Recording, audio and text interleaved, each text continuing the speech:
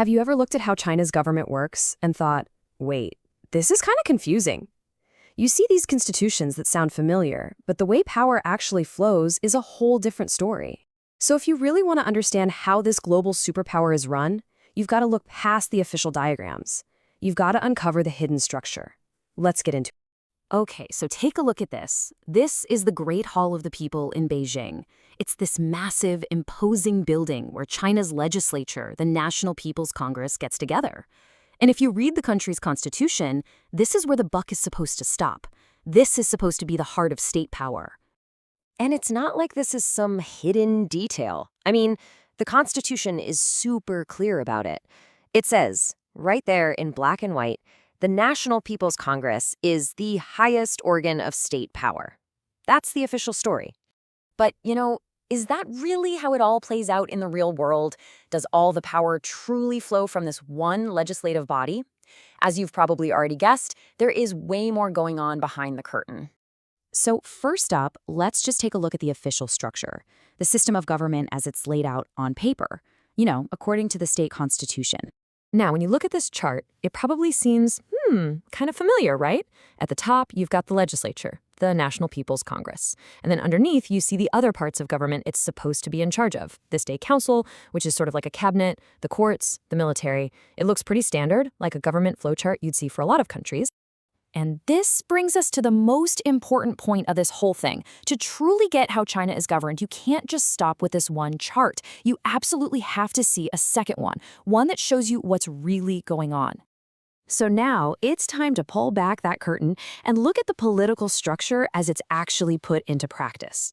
This is where we see how power really works.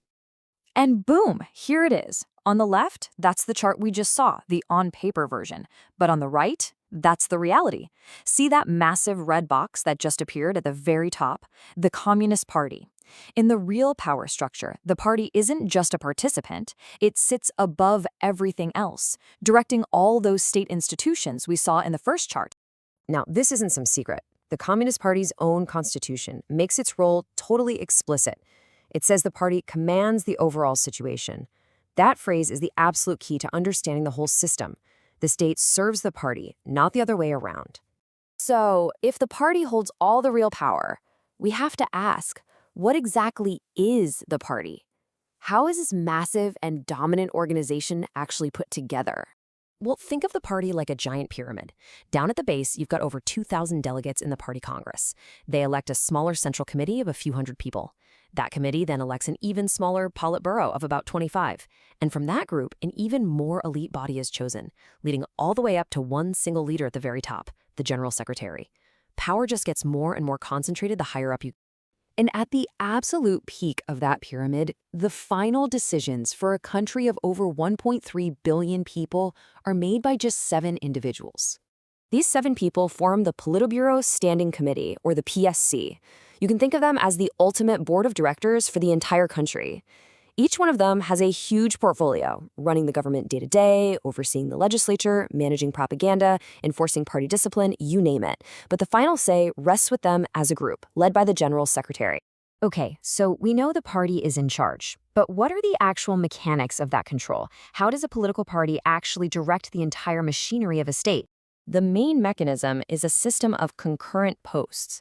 It's a pretty simple idea when you break it down.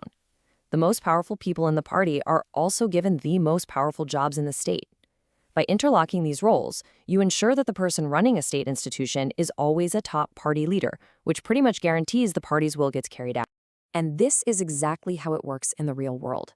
Xi Jinping's real power comes from being the party's general secretary. His job as state president is the state-level hat he wears. The same pattern is true for the premier, who runs the government, and the chairman of the National People's Congress. They are all top party officials first, and they hold the highest state jobs second. And this system of control isn't just happening at the very top.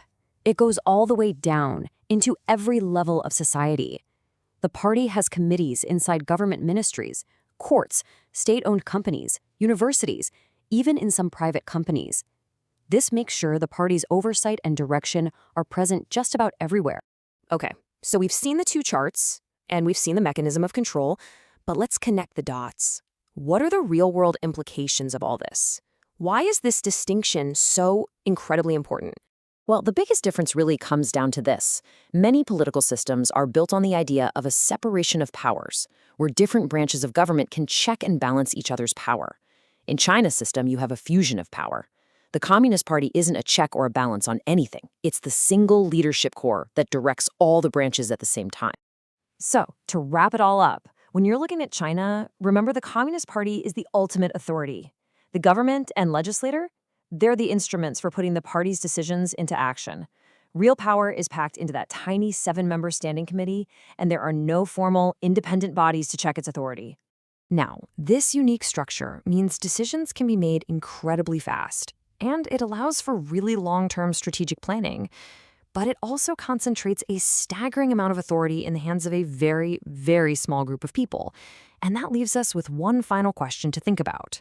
With power this centralized, what do you think are the biggest risks and the biggest rewards?